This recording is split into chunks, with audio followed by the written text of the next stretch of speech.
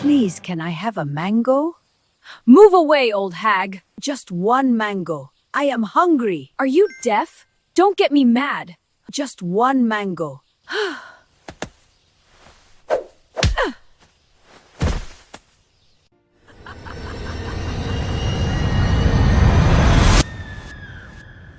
In the great kingdom of Alveria, beauty was power. And no one embodied that truth more than Princess Elira, the only daughter of King Rowan.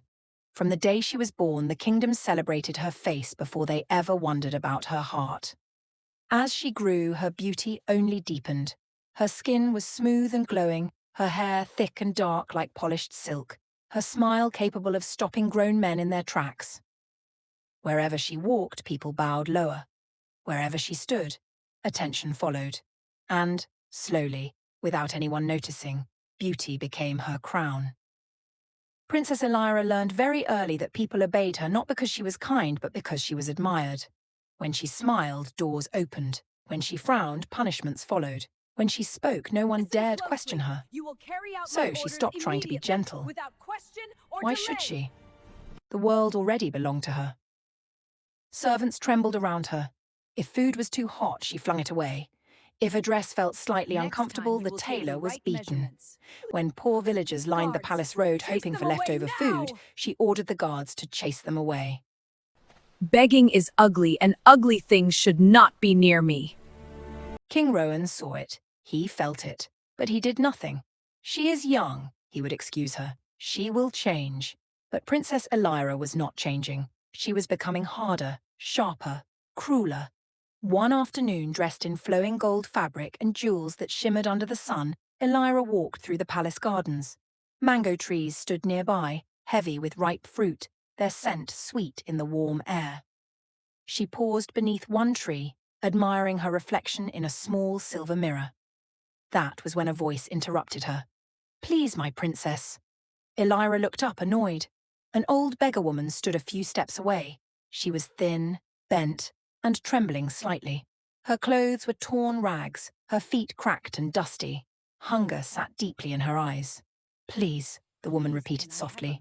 "May I have just one mango? I have not eaten since yesterday."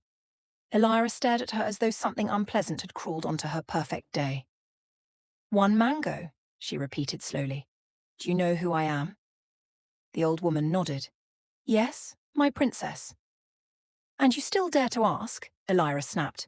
"Guards usually chase people like you away before you even open your mouth." "I am only hungry," the woman said gently. "Just one mango. I will go after." Something dark twisted inside Elira's chest. Hunger meant nothing to her. Need meant nothing. Weakness disgusted her. She stepped closer, looking the woman up and down. "Look at you," she sneered. "Dirty, wrinkled, smelling like dust and shame. And you think you deserve fruit meant for royalty?" The old woman said nothing. That silence angered Elira more. Before anyone could react, she raised her hand and slapped the woman across the face. The sound was sharp, loud, final. The mango leaves above them rustled violently. Birds burst from the trees. The wind died in an instant. The old woman slowly lifted her head. She was smiling, not in pain, not in fear, but in something far more dangerous. "You should not have done that, child," she said calmly. Elira opened her mouth to insult her again, but the words froze. The air thickened. The sunlight dimmed. The old woman's bent back straightened. Her trembling stopped. Her eyes, once dull and cloudy, now glowed with an unnatural light. "I am no beggar," she said. "I am a spirit." Before Elira could scream, it happened. Her golden dress ripped itself apart, tearing into rough, filthy rags. Her jewels fell and shattered. Her smooth skin twisted, sagged, and wrinkled as though time had attacked her all at once. Princess Elira screamed. She stumbled back, clutching her face. Her body, her reflection in the mirror, showed a stranger, an ugly, aged woman staring back at her in horror. The spirit watched her without pity. "You worship beauty," the spirit said. "You use it to humiliate others. So now you will live without it." She raised her hand. "You have 90 days, the spirit declared. 90 days to walk this world in this body." Elira shook her head violently. "No, no, this can't be." If within those 90 days, the spirit continued, you find a man who truly loves you, not your face, not your crown, not your wealth, but your heart, this curse will break. The spirit's voice dropped. But if no man loves you like this, you will remain ugly forever. And then she vanished. Princess Elira collapsed onto the ground, screaming and sobbing, clawing at her ruined face. But the curse had already taken hold, and her life, as she knew it, was over. Princess Elira did not walk back to the palace. She ran. Branches scratched her arms. Stones cut her bare feet. She did not care. Her hands stayed pressed to her face as if she could push her beauty back into place by force alone. This isn't real, she whispered between sobs. This is a nightmare. I'll wake up. But the mirror, when she glanced at it again, said otherwise. The face staring back was ugly. Her nose looked wider, her skin sagged unevenly, deep lines carved into her cheeks and forehead. Her lips were thinner, her eyes duller. It was not just age. It was a twisted, harsh version of age, a face people would turn away from. She screamed again. When she reached the palace gates, the guards stared in confusion. Who is that? One asked. A beggar? Another guessed. Elira straightened her back, forcing confidence into her voice. Open the gates. I am Princess Elira. The guards laughed. You! One scoffed. The princess is beautiful. You're wearing rags. Rage boiled inside her. How dare you! She screamed. I am your princess! One guard hesitated, squinting at her eyes. Something familiar flickered there. Let her in, he said uncertainly. Inside the palace, servants froze mid-step. Trays slipped from shaking hands. Whispers spread like fire. That can't be her! What happened to the princess? Is this a trick? Elira stormed straight to her chambers, slamming the doors behind her. Her maids followed, pale and trembling. Get me clothes, Elira snapped. Proper clothes, now! They obeyed immediately, bringing out her finest silk gown, blue embroidered with gold. Elira grabbed it and pulled it over her head. For half a heartbeat, the fabric felt smooth. Then it crumbled. Before her eyes, the silk darkened, tore, and stiffened into the same filthy rags clinging to her skin. She gasped and ripped it off. Another! She shouted. They tried again, and again. Each time the cloth turned to rags. Elira sank onto her bed, shaking. No. No. No. This was not just ugliness, this was imprisonment. Her father burst into the room. Elira! King Rowan cried when he saw her. His face went pale. My daughter, what happened to you? She told him everything. The mango, the slap, the spirit, the curse. King Rowan summoned healers, priests, wise men, sorcerers. They prayed, they chanted, they burned incense, they poured oils over her head. Nothing worked. And every time Elira tried to dress like a princess again, the rags returned. By evening, the truth was unavoidable. She was trapped. Still, arrogance clung to her like smoke. I will break this curse easily, she declared. I am still royal. Men will still want me. The few days later, her betrothed, Prince Aldrin, arrived. Elira ordered her maids to prepare her. They tried again with clothes, rags. She tried jewelry. The jewels fell lifeless against the rags, looking ridiculous. Prince Aldrin entered the room, smiling until he saw her. His steps slowed. His smile died. Elira, he said carefully. It's me, she said sharply.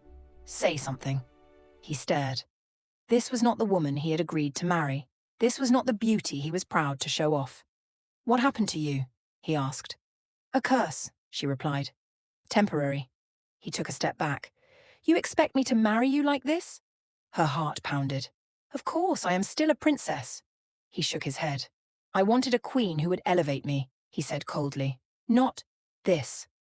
The words sliced deeper than the slap ever had. You're abandoning me? She whispered. He said nothing. He simply turned and left. When the door closed, something in Elira broke. For the first time, beauty could not save her. For the first time, power was useless. For the first time, she was alone. That night, she left the palace without guards. Wrapped in a cloak, she wandered into the forest, collapsing beneath a tree, sobbing until her chest hurt. That was when someone stepped out of the shadows. A hunter. He saw the rags, the ugly face, the tears, but instead of recoiling, he spoke gently. "Are you hurt?" And for the first time since the curse, Elira was not treated like a monster. The hunter did not ask who Elira was. That surprised her. He did not bow. He did not stare too long. He did not flinch at her face or the rags hanging loosely on her thin body. He simply stood there, holding his bow, looking unsure whether he was interrupting something sacred. "I heard crying," he said gently. "I thought someone might be hurt." Elira wiped her face quickly, embarrassed. "I'm fine." It was a lie. They both knew it.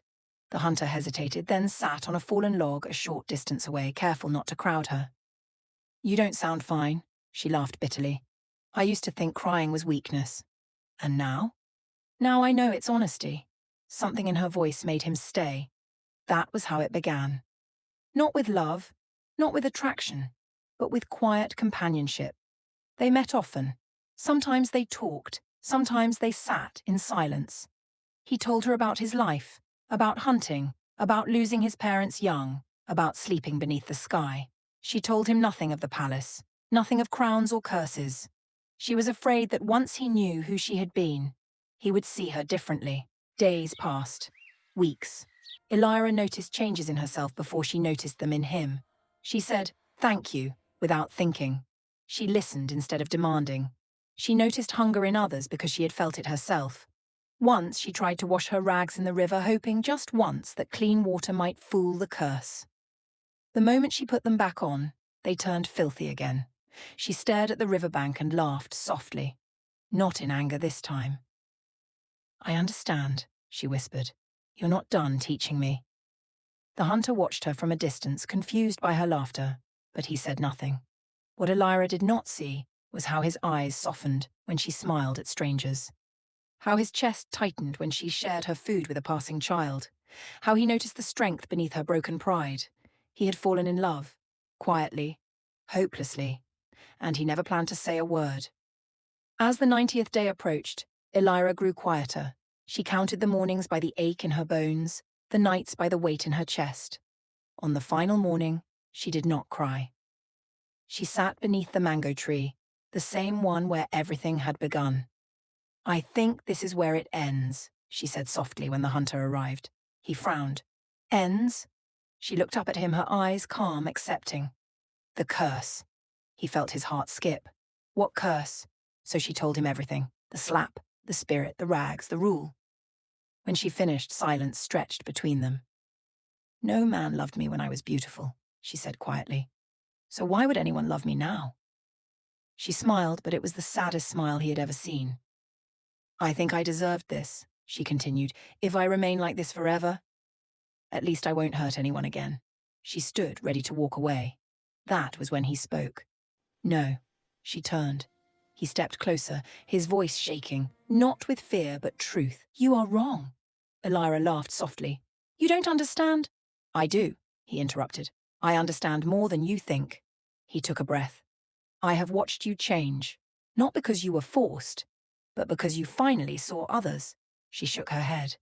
"It doesn't matter. I'm ugly. I have nothing." "You have everything," he said. Her eyes filled with tears. "No matter how ugly you are," he continued, voice steady now. "As long as you are a changed person, that is what matters most." Her breath caught. "I don't love the face you lost," he said. "I love the heart you found." She stared at him, frozen. "I will always be by your side," he whispered. And then, before she could doubt, before fear could return, he kissed her. The world exploded with light. The rags dissolved into soft silk. Her twisted features smoothed. Warmth rushed through her body like sunrise after endless night. Elira gasped as she felt herself become whole again. When the light faded, she stood trembling, beautiful once more, but different. The spirit appeared behind them, smiling. "The curse is broken," she said. Not because beauty returned, but because love arrived first. Elira fell to her knees, sobbing. "Thank you," she whispered, "for breaking me, so I could be rebuilt." The spirit nodded and vanished forever. Elira turned to the hunter, now standing before her as an equal. "Will you still stay?" she asked softly. He smiled. "Always." She returned to the palace, not as a spoiled princess, but as a changed woman. She chose love over pride, and when she later became queen, the kingdom did not remember her as the most beautiful ruler. They remembered her as the kindest. Moral of the story: beauty may open doors, but only character invites love to stay. Pride builds walls, humility builds bridges, and true love sees the heart long before the face.